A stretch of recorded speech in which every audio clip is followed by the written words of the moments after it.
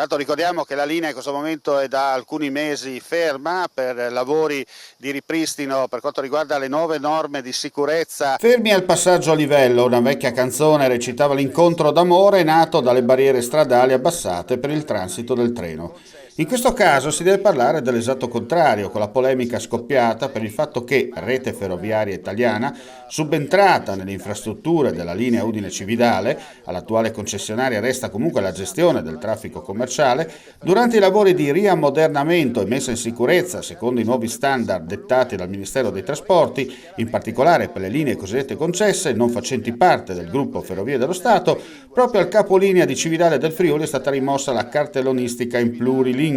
e sostituita con la semplice Cividale, che ha mandato su tutte le furie gli autonomisti presenti nelle diverse aree della geopolitica friul-veneto-giuliana con interrogazioni alla Regione e RFI su tale decisione, violando i principi con cui furono sottoscritti all'epoca tra FUC, Arlef e Regione Friuli-Venezia Giulia, proprio per preservare la specialità territoriale senza discriminazioni verso le minoranze etniche e linguistiche. Ora la sorpresa che ha scatenato questo anomalo temporale di inizio estate.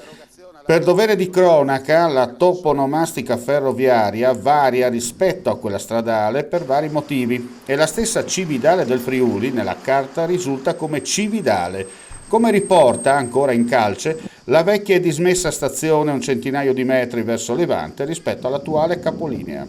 Passata la burrasca qualcosa accadrà, nella speranza che entro l'anno corrente si possa nuovamente vedere operative l'autotreno diesel elettrico 110 e la mai doma automotrice diesel 900 con la classica livrea lungo i suoi 15 km a trazione termica. Questa sì che sarebbe una vera riconquista territoriale.